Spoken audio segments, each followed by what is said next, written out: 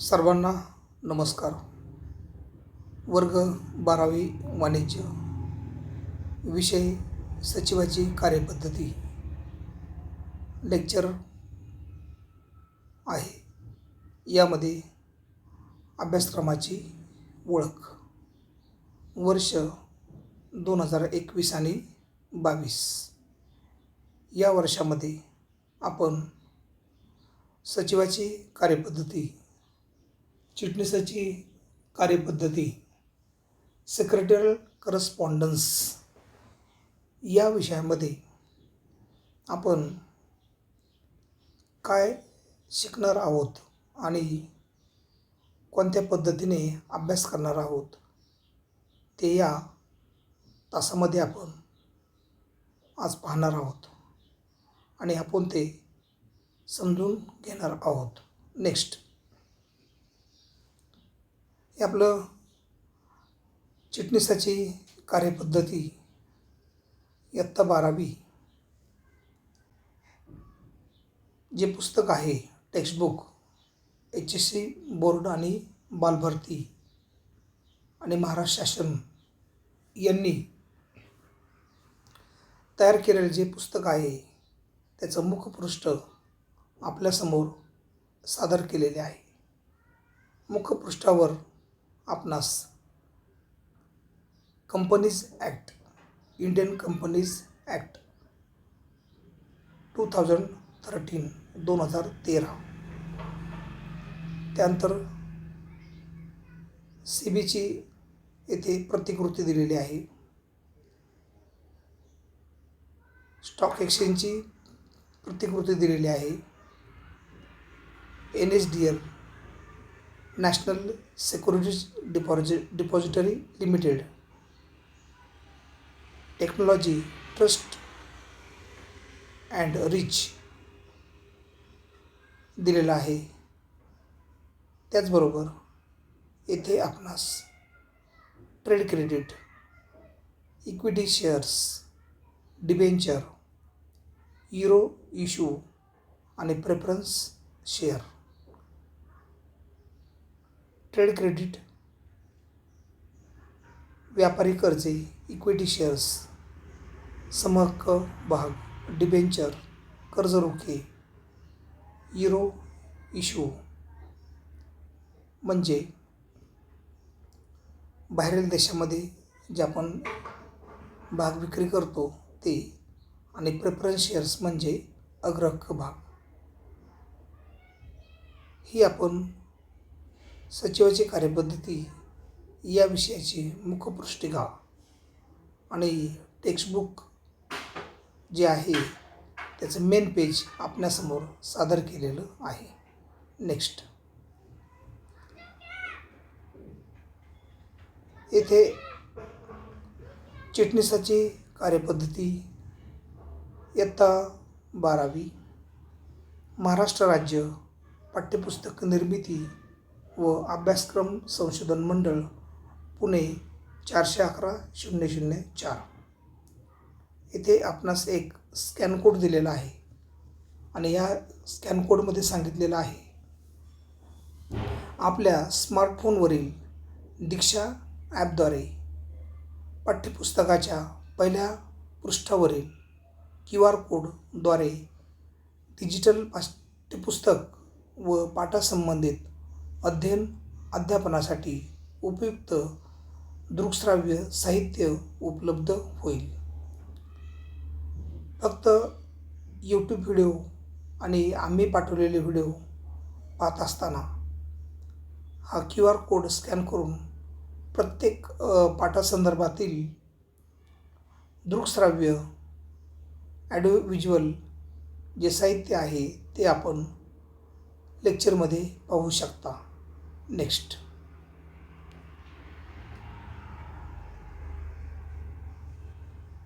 इयत्ता 12वी वाणिज्य, चिटणीसाची कार्यपद्धती, सचिवाची कार्यपद्धती यामध्ये एकूण 12 प्रकरणे अभ्यासणार आहोत आणि या 12 प्रकरणामधून आपणास काही ॲप्लिकेशन्स, स्किल्स अंडरस्टँडिंग्स आणि ॲबिलिटी हे या 12 प्रकरणामधून आपणास प्राप्त होणार आहे. तर कोणत्या प्रकरणामधून आपल्याला कोणतं ज्ञान, मार्गदर्शन, माहिती उपलब्ध होणार आहे आणि आपल्या विद्यार्थिनींच्या क्षमता ज्या आहेत कोणत्या विकसित होणार आहेत ते प्रत्येक घटकाद्वारे येथे सादर केलेले आहे. आणि म्हणून घटक व क्षमता विधान आपल्यामध्ये काय क्षमता निर्माण होऊ शकते, कोणत्या प्रकरणामधून काय क्षमता आपल्या विकसित होऊ शकतात ते आपण या प्रकरणामध्ये पाहणार आहोत. तर घटक क्रमांक, घटक, त्याचे नाव आणि आपणास विकसित होणाऱ्या क्षमता. घटक क्रमांक 1, संस्थात्मक कॉर्पोरेट वित्त स्रोत.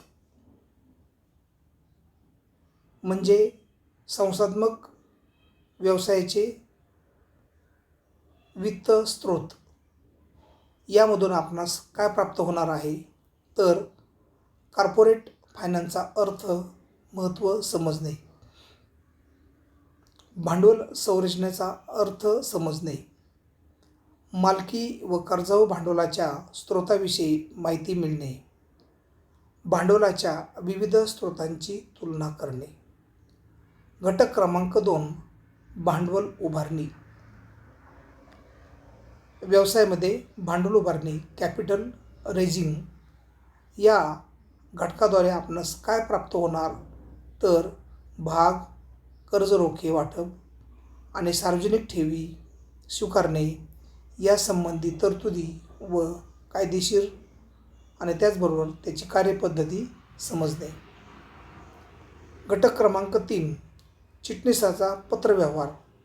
आपण 11वीमध्ये पत्रव्यवहार पाहिला, संचालकांशी, वैधानिक अधिकाऱ्यांशी, बँकांशी.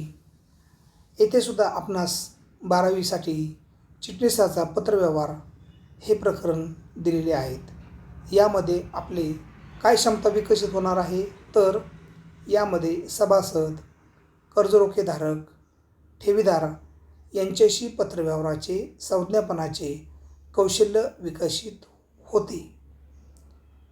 घटक क्रमांक 4, भागपिढी पद्धती. डिपॉझिटरी सिस्टीम, डिजिटल शेअर्स, प्रतिभूती, कर्जरोखे, गुंतवणूकची दस्तऐवजे ही आपण डिजिटल संगणकामध्ये ठेवू शकतो. आणि या घटकाद्वारे आपणास भागपिढी पद्धतीचा अर्थ व महत्त्व समजणे, भागपिढी पद्धतीतील समाविष्ट घटक ज्ञात होणे, भागपिढी पद्धतीची कार्यपद्धती अवगत होणे. घटक क्रमांक 5, लाभांश व व्याजाचे वाटप. भागावर लाभांश आणि गुंतवणुकीवर कर्जरोख्यावर व्याज. तर लाभांश व व्याजाचे वाटप या घटकाद्वारे आपल्या विद्यार्थ्यांच्या काय क्षमता विकसित होणार आहेत, तर लाभांश आणि व्याज या संकल्पना समजणे, अंतरिम व अंतिम लाभांश यामध्ये तुलना करणे, लाभांश स्रोत, लाभांश जाहीर करणे, वाटप करणे या संबंधी तरतुदींचे आकलन आपणास या घटकाद्वारे अभ्यासक्रमाद्वारे होणार आहे. नेक्स्ट, त्यानंतर घटक क्रमांक 6, वित्तीय बाजार, फायनान्शियल मार्केट हे आपणास अभ्यासण्यासाठी मिळणार आहे. आणि आपला विद्यार्थी हा वित्तीय बाजार या संबंधी ज्ञान प्राप्त करणार आहे. तर यामध्ये विद्यार्थ्याच्या काय क्षमता विकसित होऊ शकतात, तर वित्तीय बाजाराचा अर्थ समजणे, वित्तीय बाजाराचे प्रकार ज्ञात होणे, वित्तीय बाजारातील विविध साधनांची ओळख होणे, भाग बाजाराचा अर्थ व कार्य समजणे, बॉम्बे स्टॉक एक्सचेंज व नॅशनल स्टॉक एक्सचेंज विषयी माहिती मिळणे, भाग बाजारासंबंधी विविध संज्ञा समजणे आणि भांडवली बाजारातील सेबीची भूमिका समजणे असे विविध माध्यमातून आपणास सचिवाची कार्यपद्धती या प्रकरणामधून क्षमता ॲबिलिटी आपल्या विकसित होणार आहेत. आणि म्हणून सचिवाची कार्यपद्धती या विषयाचा अभ्यासक्रम हा दैनंदिन घरापासून ते व्यापार, कंपन्या, देश विदेश, आंतरराष्ट्रीय स्वदेशी व्यापार या संबंधीचा भाग यामध्ये आपण अभ्यासणार असल्यामुळे दैनंदिन जीवनाशी सचिवाची कार्यपद्धती आणि आपल्या करिअरशी निगडीत हा अभ्यासक्रम बोर्डाने दिलेला आहे. तर हा एक महत्त्वपूर्ण अभ्यासक्रम आहे आणि या 12 प्रकरणामधून आपणास कौशल्य, ज्ञान, समजण्याची वृत्ती यामध्ये विकसित होऊन विद्यार्थी आपल्या करिअरमध्ये पुढे जाऊ शकतो. आणि म्हणून आपण आता सन 2020, सन 2021 आणि 22 या वर्षामध्ये आपण 12वी मध्ये सचिवाची कार्यपद्धती, सेक्रेटरियल करस्पॉन्डन्स SP या विषयामध्ये आपण खालील अनुक्रमेद्वारे प्रत्येक प्रकरण सविस्तर अभ्यासणार आहोत. तर कोणती प्रकरणं आहेत ते आपण आता पाहूया आणि आपण लक्षात घेऊया. अनुक्रम नंबर, पाठाचे नाव, पृष्ठ क्रमांक. प्रकरण 1, संस्थात्मक वित्त व्यवस्थापनाची ओळख, पृष्ठ क्रमांक 1 वर.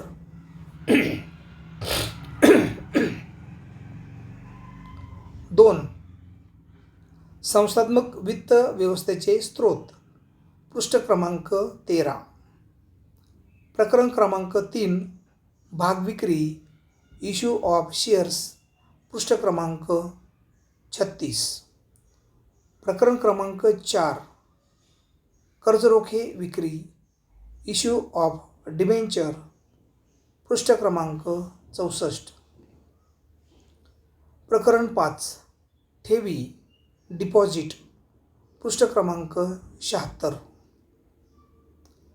प्रकरण क्रमांक 6, सभासदांशी पत्रव्यवहार, पृष्ठ क्रमांक 90.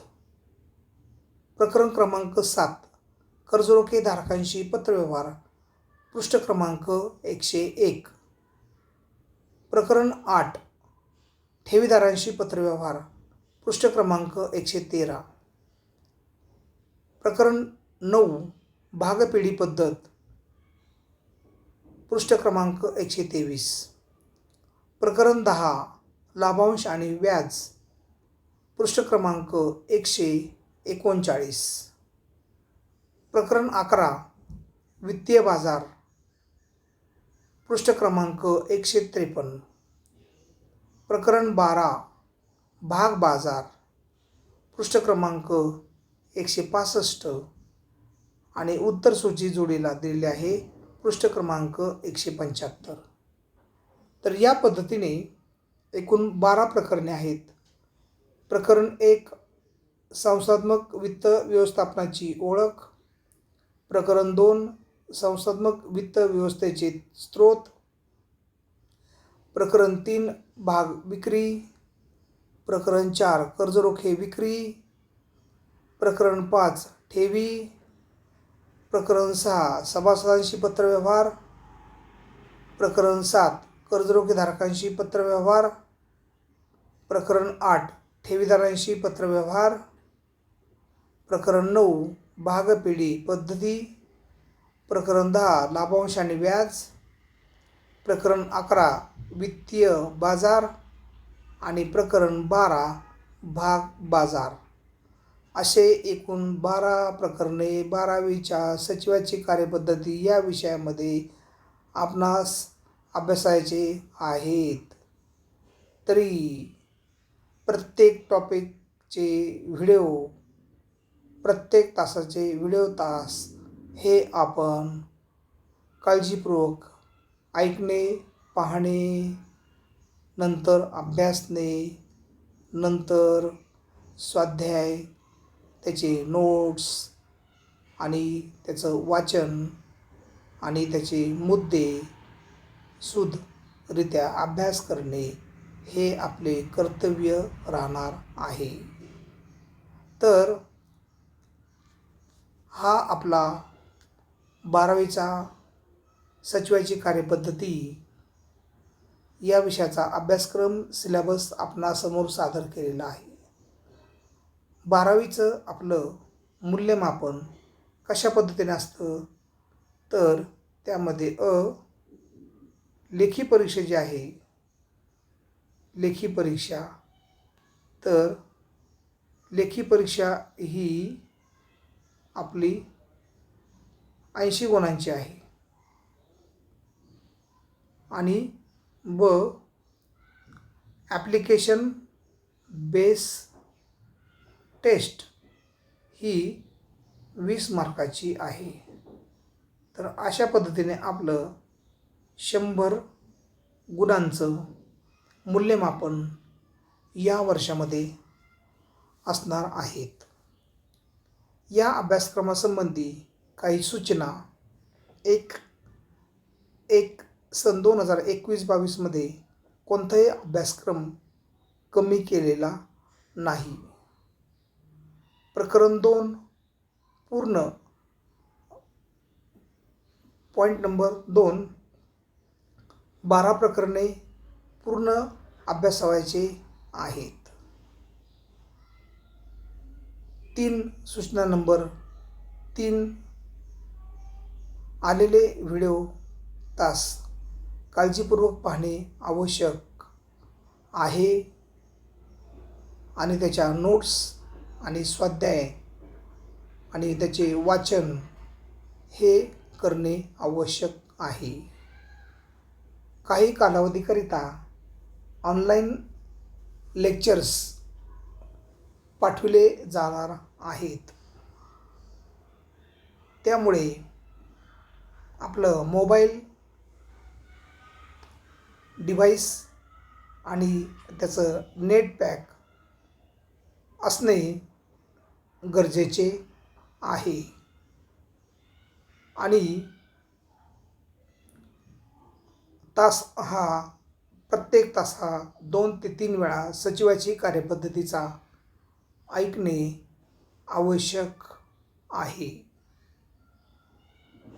त्याचबरोबर लेखी परीक्षा 80 गुणांची असल्यामुळे आणि ABT test, application base test, पायाभूत चाचणी परीक्षा 20 गुणांची असल्याकारणाने हा पेपर 100 गुणांचा 3 तासांचा दिलेला आहे आणि सूचना पुढील जी आहे ती यामध्ये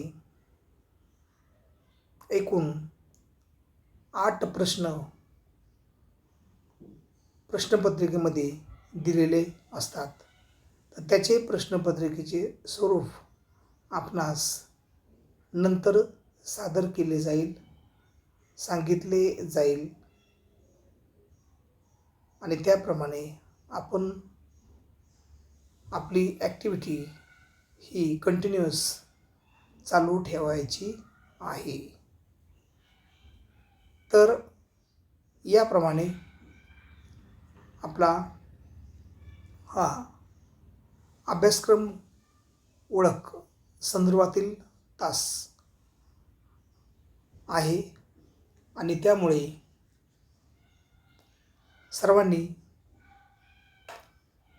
सचिवाची कार्यपद्धती बोर्डाचे पुस्तक खरेदी करून व्हिडिओ तास चालू असताना आपल्यासमोर पुस्तक असणे गरजेचे आहे. तरी आपणास या 21-22 या वर्षाकरिता अभ्यासाकरिता प्रथमतः शुभेच्छा देऊन आपण त्याप्रमाणे जाणार आहोत आणि आपण चांगल्या पद्धतीने गुणात्मक निकाल आपला असणे गरजेचे आहे. धन्यवाद.